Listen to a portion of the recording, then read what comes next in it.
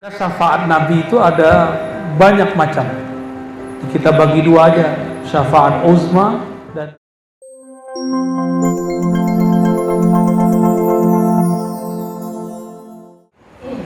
Assalamualaikum warahmatullahi wabarakatuh. Assalamualaikum warahmatullahi wabarakatuh.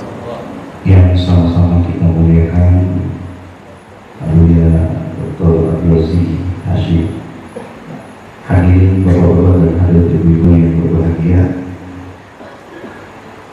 Bersyukur bisa bertatap muka langsung dan bermuajahah dengan Dr. Abuya Abdulaziz. Beda dokter sama dokter beda ya? Ya. Saya membaca sebuah hadis yang diriwayatkan oleh Imam At-Tirmidzi. Yang saya baca ini hadis hasan. Mudah-mudahan bisa menjadi kabar gembira barangkali untuk yang hadir bersama di sini. Di dalam hadis tersebut disebutkan bahwa nanti yang masuk surga itu kurang lebih ada 120 sok. 80 soknya adalah umat Nabi Muhammad SAW. Saya mohon nanti dijelaskan oleh dia bahwa saat ini begitu banyak golongan-golongan yang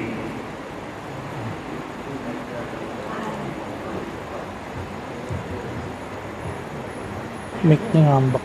tapi kalau kita lihat dari jumlah yang begitu banyak, rasa-rasanya kalau di Indonesia ini ya khusus linah batil ulama. Mudah-mudahan 80 sok golongan kita. Ya, mohon dijelaskan lebih rinci. Warahmatullahi wabarakatuh. Assalamualaikum.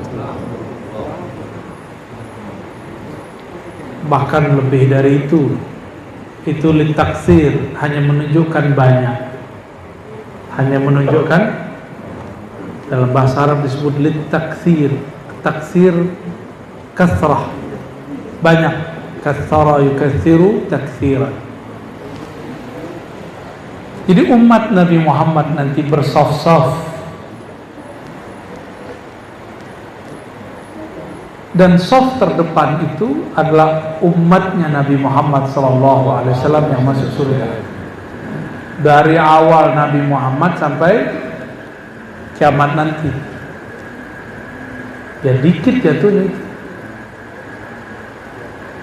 Cuma kemudian diperbanyak dengan syafaat. Syafaat Nabi itu ada banyak macam. Kita bagi dua aja, syafaat uzma dan ghair uzma. Syafaat agung dan yang bukan agung. Syafaat agung ini khusus untuk para wali-wali Allah. Jadi kalau wali Allah dapat syafaat agung, tidak hanya nanti di akhirat, tapi semenjak di dunia dan ketika dia sakratul maut, ketika dia alam barzakh. Pernah enggak pergi ke suatu wilayah, turun pesawat tapi nggak diperiksa? Nggak pernah ya? Ya, selalu. Itu saya kalau lagi diundang, kalau yang punya kota ngundang, maka dia langsung sambut. Itu nggak ada yang berani meriksa. Di situ saya punya analog. Kalau saya datang ke suatu kota, pentinggi kota itu sama kita, yang lain tunduk semua, nggak ada yang berani nanyain mana suratmu. Ada yang berani Pak? Dulu zaman-zaman antigen, ini kan sekarang udah dihapus nih. Antigen PCR itu sudah nggak diperiksa, padahal emang nggak ada juga. Emang nggak ada. Dia bilang udah berangkat aja, berangkat. Cuma sekali dua kali ya yang nggak ada, selebihnya ada terus di Peduli Lindungi ya. Kok bisa? Karena dia memandang yang di samping saya. Itu yang disebut syafaat. Kalau antum nanti transit di padang mahsyar, di sampingnya Rasulullah, berani nggak malaikat nanya? Bisa dipecat dia dari malaikat. Masuk alam barzakh, mau diperiksa sama malaikat Munkar Nakir. Munkar Nakir ini kan jenderal nih, bintang 1 lah Pak ya. Ini jenderal mau nanyain kita, samping kita ada Nabi Muhammad yang ngasih bintang dia. Gimana? Sanggup nggak dia nanya? Langsung dia siap, lanjutkan. Kalau perlu diangkatin kopernya. Begitu nanti. Jadi orang-orang yang mendapatkan syafaat ini lebih cepat daripada yang masuk surga tanpa hisab dan azab. Apa bab mereka? Dalam hadis Abu Daud dan Ahmad dikatakan, ketika nanti di padang mahsyar tiba-tiba ada yang secepat kilat terbang di atas semua manusia, yaghbituhumul anbiya wasyuhada, para nabi dan para syuhada iri yang positif terhadapnya. Lalu dikatakan, siapakah mereka ya Allah? Kalau Allah menjawab, al-mutahabbuna biruhillah, mereka lah yang saling mencintai dalam ruhullah. Jadi cinta itu ada tingkatnya. Ada cinta nafsiyah, kedirian. Nenek ibu-ibu ini cinta pasangan masih karena nafsiyah. Bapak-bapak ini cinta istri masih karena nafsiyah. Ego diri itu nggak akan berlanjut sampai di sana. Mungkin di sorga pun nyarinya lama kalau masuk sorga. Kalau enggak, nanti di padang mahsyar suami sama istri nggak mau ketemu. Kata suami, saya dulu zolim kepada istri. Kata si istri, saya dulu khianat kepada suami. Pergi semua. Yauma yafirul mar'u min akhihi. Pada saat itu seseorang lari dari saudaranya, dari pasangannya, dari ayah bundanya, dari kawannya, dari atasannya, bawahannya. Atasan pernah menzolimi bawahan, bawahan pernah mengkhianati atasan. Saudara benci saudara, tusuk dari belakang, nggak berani ketemu. Gimana Pak? Kalau nggak dikasih syafaat, lewat. Ya. Kalau umroh, kalau keluar kota, keluar negeri, pernah ditahan di imigrasi nggak? Ada. Kawan saya ditahan di imigrasi, itu pengen buang air kecil di celana, dia cerita, saya nggak ngeliat, bukan waktu sama saya, padahal dia ustad disuruh duduk doang. Itu ketakutan. Bayangin coba, gimana antum masuk ke alam transit di alam barzakh, dipototin Munkar Nakir, berani nggak tuh? Maka kita butuh syafaat. Itu sebabnya sholat kita kayaknya nggak ada sholat antum yang bisa dibuat bikin syafaat. Coba sholatnya yang tadi benar-benar khusyuk, cuma angkat tangan. Ada nggak? Ada nggak? Nggak ada ya? Pak tentara khusyuk nggak ada? Khusyuk apa khusyuk? Gimana Kiai? Berhenti aja di Kiai kalau nggak khusyuk.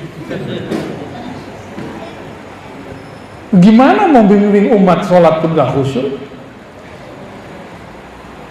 Bimbing dulu diri kita kepada Allah, baru bimbing orang lain.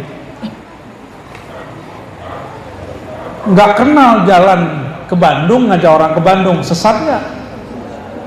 Nggak kenal jalan ke Allah, ngajak orang ke Allah, sesat nggak? Muter-muter. Jalan ke Allah itu gampang, bukan keluar ke dalam. Karena Allah mengatakan, wa nahnu aqrabu ilaihi min hablil warid.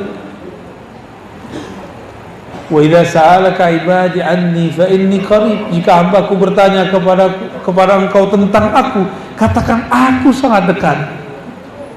Jalan menuju Allah itu dekat sekali. Makanya di akhir itu nanti ada yang dapat syafaat langsung dari Allah, ada yang syafaat langsung dari Rasulullah. dua golongan ini yang akan selamat. Itu yang diperbanyak oleh Allah. Syukurnya masing-masing mereka dapat kuota, bisa bantu 70 ke atas, 70 ke bawah, kira-kira begitu. Kalau ditaksirkan diperbanyak, maka baik-baik sama waliullah, ya, baik-baik sama ulama yang tulus kepada Allah. Kalau nggak sepaham, nggak usah menyerang, berhusnuzon saja. Ulama kan bukan nabi, pasti ada salahnya. Kalau dia wali, antum singgung dia. Jika dia tersinggung, yang tersinggung bukan wali, yang tersinggung yang mencintai wali itu siapa? Allah. Man 'adali waliyan faqad azantuhu bil harb. Siapa yang menyakiti waliku, aku nyatakan perang kepadanya. Jadi orang yang merangi wali siap-siap hidupnya gelisah aja bawaannya, walaupun dia ustadz wali syaitan, kan wali dua Pak. Jadi pilihannya di akhir zaman ini wali dua aja, wali syaitan, wali rahman. Wali syaitan, wali Allahur Rahman. Wali syaitan kerjaannya menyebar kebencian, wali rahman menyebar rahmat Allah. Maka kalau ingin kenal wali, satu saja, yang rahman menyebar rahmat Allah, yang syaitan menyebar kebencian. Sudah ketemu belum? Sudah kebayang? Jadi wali syaitan, wali rahman itu bukan masalah pro partai mana, anti penguasa atau pro penguasa. Saya yakin orang yang pro penguasa ada yang wali, orang yang anti penguasa ada yang wali. Saya yakin ada wali di kelompok ini. Tapi wali kalau anti penguasa, dia tetap mendoakan penguasa. Gitu bedanya. Tapi yang belum jadi wali, apa-apa udah main laknat aja. Dan saya bukan orang politik, saya nggak tertarik dengan dunia politik. Tapi jika ada kesempatan saya menyampaikan pesan-pesan Allah dan Rasulnya, saya akan sampaikan kepada mereka. Tidak hanya kepada penguasa, juga termasuk kepada sesama pendakwah dan ulama. Insya Allah. Udahlah ya, udah malam.